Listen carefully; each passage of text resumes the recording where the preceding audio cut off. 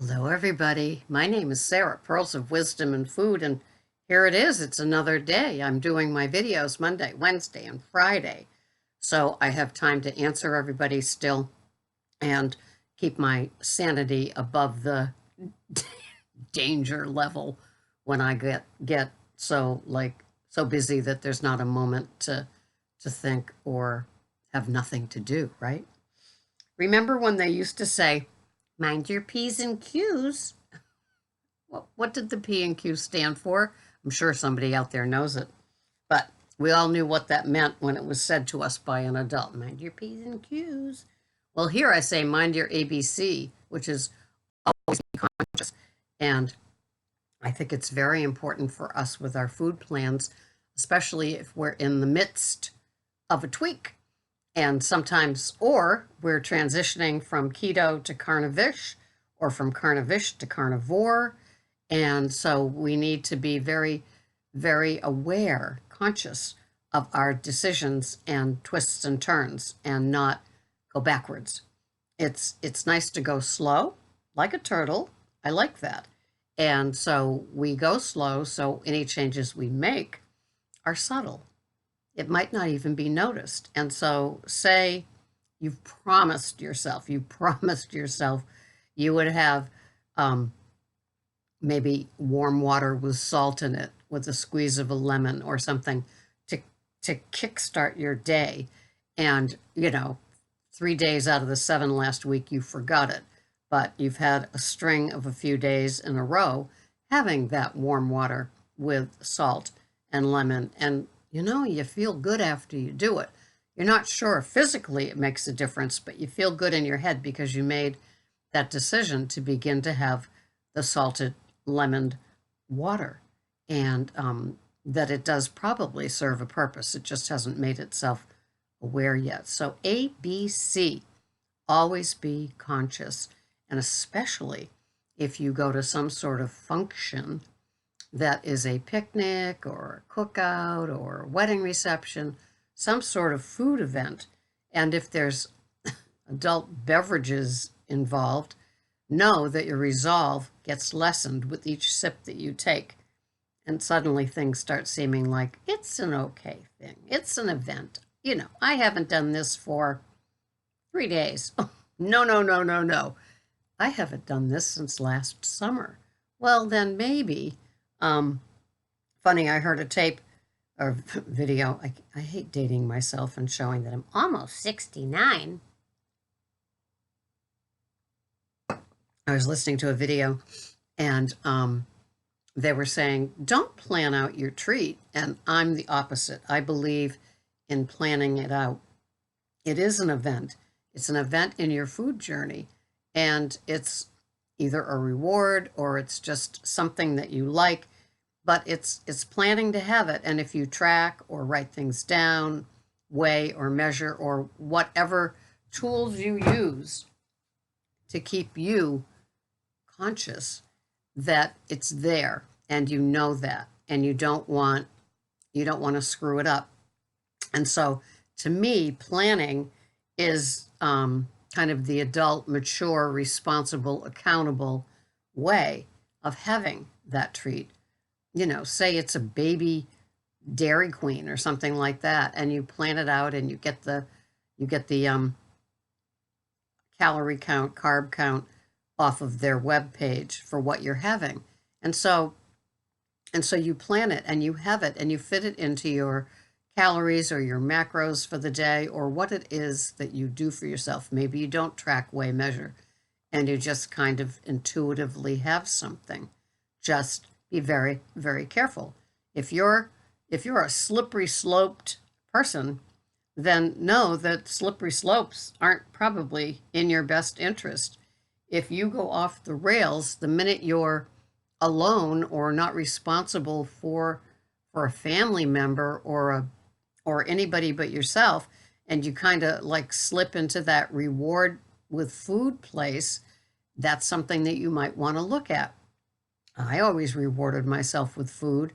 I always medicated myself with food.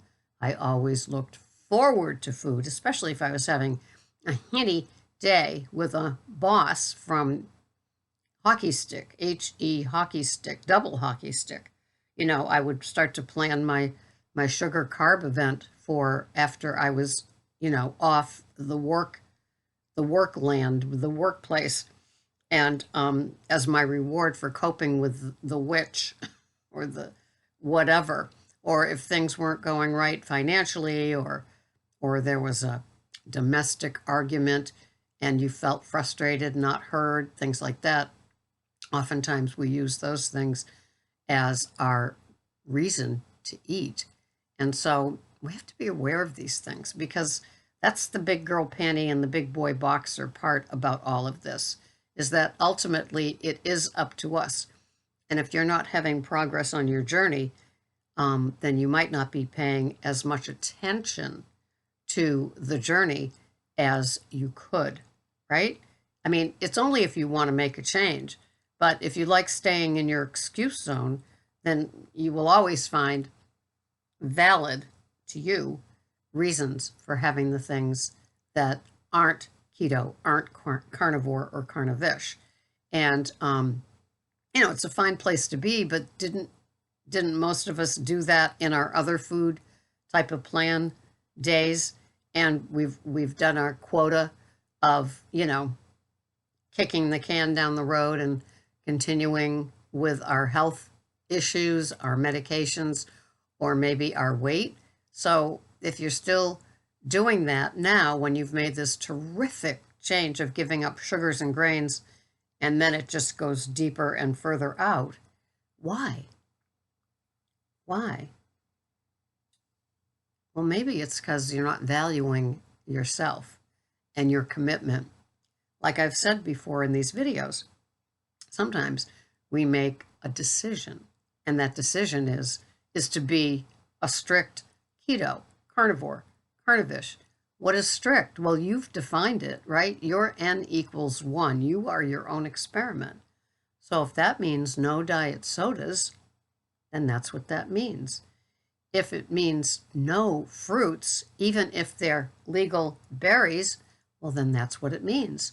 So when you're presented with the choice of yes to the item or no to the item, think back. You've made that umbrella decision, the umbrella decision to not have that certain food or that certain way of eating that interferes with keto, carnivore, carnivish. And so once that decision is made, you need to keep your integrity in place and honor that decision. So when the choice comes, like when the waitress says, dessert? Your answer is an automatic no thank you, not what do you have? And, if you hear that there's a berry dessert, you're going to be guaranteed there's sugar added to it, because the days of eating a fruit without sugar in it it's just astounding that it doesn't happen anymore, right? So you need to be conscious of all the things that you put in your mouth. And if you're not getting the progress you want, it all goes right back to you. And that might work for a 3-year-old. Why did you let the cat out when I said you can't let the cat out because they have to take it to the vets? And the 3-year-old goes, he just loves playing with that little latch on the door, right? And Kitty went out. So funny, isn't it? No. But, we can't act like 3-year-olds anymore when we have something we're not supposed to have. If you have something that is standard American diet or made by a food company that does not have your health or your food plan in mind, then you're choosing to sabotage your work. You're not practicing the ABCs of your keto, carnivore, carnivish food plan. And so it's all on you. I'm not trying to beat you up here. This isn't a smackdown, but I'm just trying to lead you back. It's the way that it goes. It's not my fault if you choose to buy junk or non-food plan items, bring them into the house, and somebody else in the house is having it, so you have some too. Doesn't work. Why?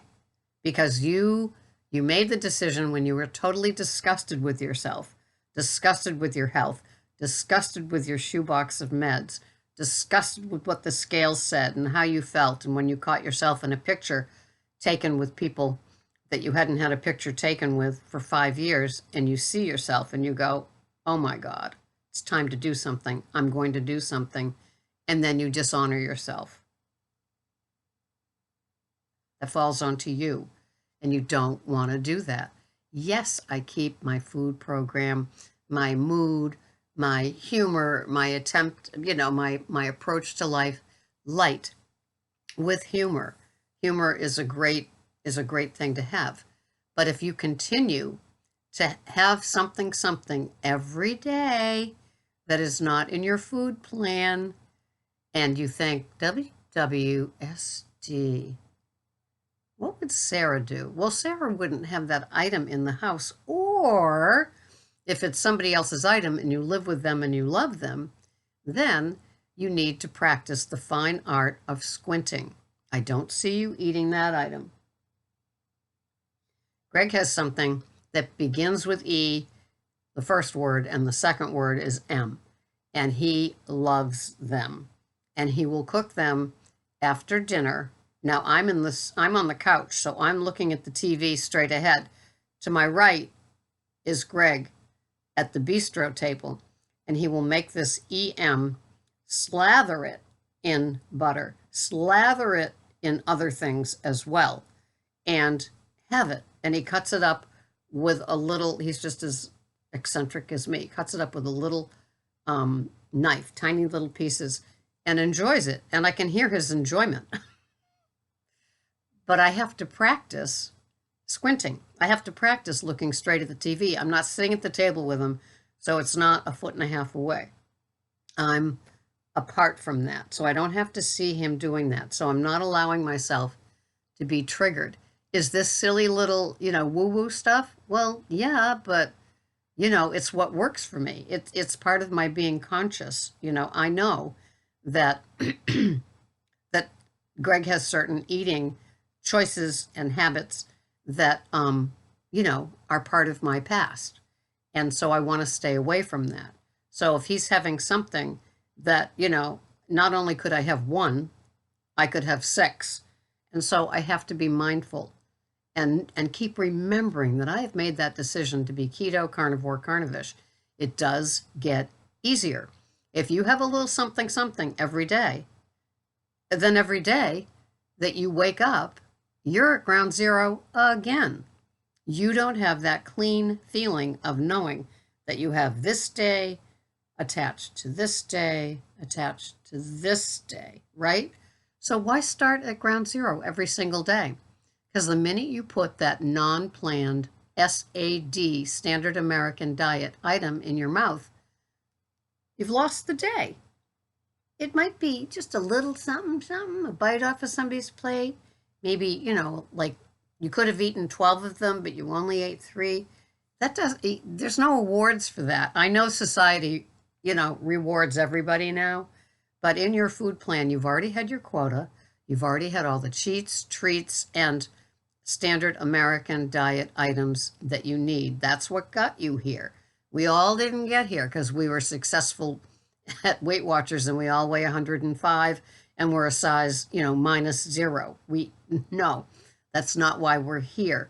We're here because we have continued with our habits and behaviors long after we've begun a new program.